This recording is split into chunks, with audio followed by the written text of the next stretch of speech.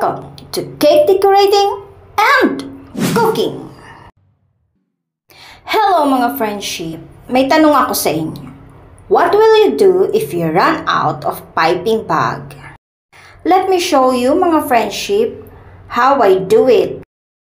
Mga friendship, there are times na nakakaligtaan talaga natin if meron pa tayong mga stocks na ginagamit natin sa ating cake decorating. And this time, wala akong piping bag. All you need are scissor, plastic ng yellow, parchment paper, and scotch tape.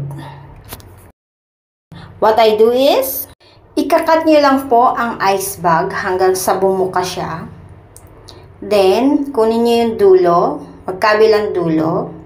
Ifo-fold nyo siya na mag-form ng cone. And then, pag nag-form na siya ng cone, i-scotch tape mo siya. Yung pinagdugsungan mo, i-scotch tape mo lang po.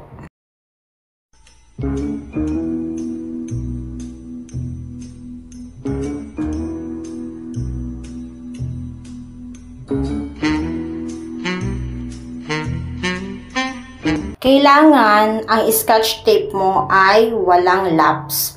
Kasi bubuka din yan pag hindi siya dugsong-dugsong. Kung kaya nyo pong kumuha ng mahabang scotch tape, then gawin nyo kung may katulad. Mahaba na ang kunin nyo, tapos idikit nyo. Since ako lang mag-isa, kaya pinutol-putol ko yan. Walang hahawak sa mga kabilang dulo eh. So, after that mga friendship,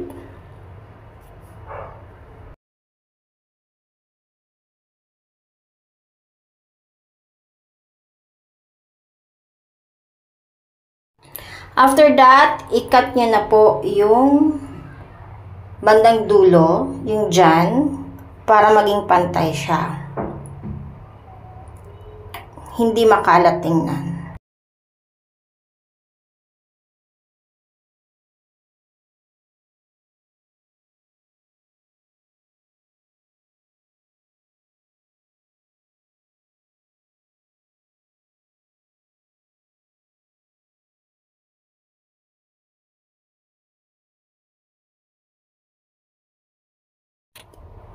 And then, you get a parchment paper. Kung may available po kayo na hindi pa na-cut.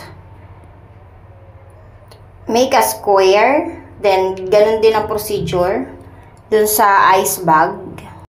Pero this time, wala kasi akong available na. Naka-pre-cut na siya. So, eto na lang. Yung malaking circle na parchment paper. Finorm ko lang din po siya ng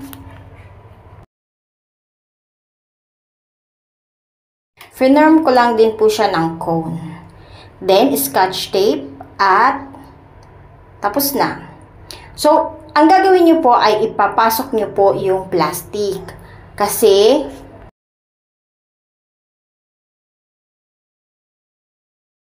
ang magiging silbi ng plastic para hindi mabasa yung parchment paper. At ang parchment paper naman ay ang magpapatibay doon sa plastic.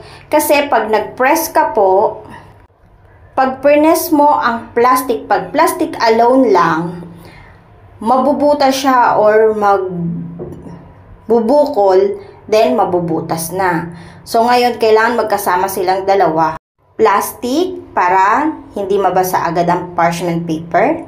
At ang parchment paper naman ay magpapatibay sa plastic. So, ayan na po. We're done with our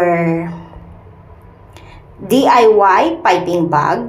Then, testing na natin. Lagay na natin ang piping tips. Then, pwede nyo na gamitin yan mga friendship. I hope may natutunan kayo mga friendship sa aking tinuro. Lalo-lalo na doon sa mga newbie cake decorator. So, thank you mga friendship.